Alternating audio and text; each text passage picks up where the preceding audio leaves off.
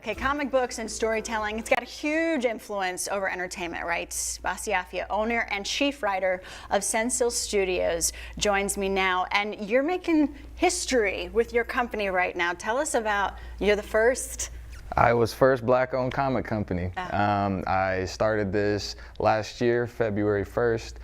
So I just completed my first year, and the goal is really just to bring marginalized cultures and communities to the forefront of certain genres that we don't necessarily, that we love, but we don't necessarily identify a whole lot necessarily with the characters that are in those genres, like sci-fi and fantasy. Case in point, I love Lord of the Rings. Not a single black person. So, but still love it though. But yeah, so that's the purpose of the company. I just started doing it just to, for me, because I like writing and I like anime, I like comic books, and that is a growing thing within the black community. I know personally, just from all my friends and stuff who have asked me, hey, are you watching this? Have you read this? And you know, they teach me stuff about comics and stuff. Check that out. So yeah, and so we're actually, we have a table at Des Moines Con coming up in June. Congratulations. So thank you. Yeah. That's a big one. Yeah. So that's kind of what we got there. Oh, and we also have a Kickstarter campaign for our next title, Aru and Duat, that will be on March 3rd. Yeah, that's this week. So big things are coming for you. You can feel the momentum's about to really kick up. Tell me about the importance of representation and creating these superheroes that kids can see themselves in.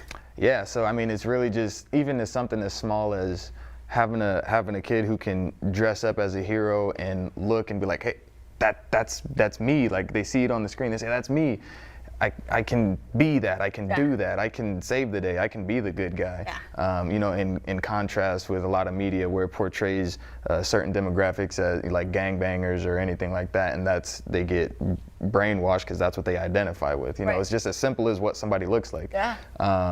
And so that's what I'm trying to actively work against and say, hey, you have choice. You can choose to be the good guy. You can choose to be the superhero. You can do whatever it is you want. Tell me about your concept of the platinum rule. The platinum rule, it was kind of just a joke for me, but building off of the golden rule, which is to love your neighbor as you love yourself. But you have to know how to love yourself properly. And so I know for me personally, there was a lot of identity issues being in a predominantly white state, and developed a lot of self-hate. I was kind of embarrassed to use my full birth name.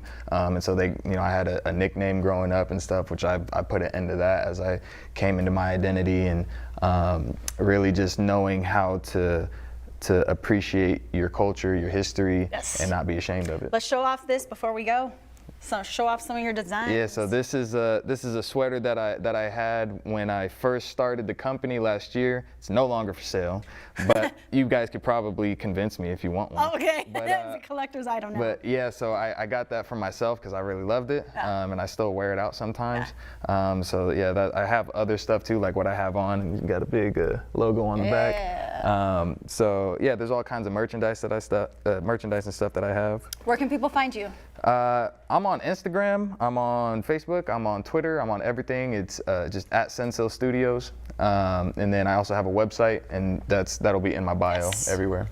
We're going to post all this online. It's about supporting local and really being a part of the representation that's very much needed. Also, you got to get to that film social on Saturday. It's about networking, right? Because the more you connect, the more we're able to uplift and support. Thank you for being here. Thank you for having me. Beautiful stuff.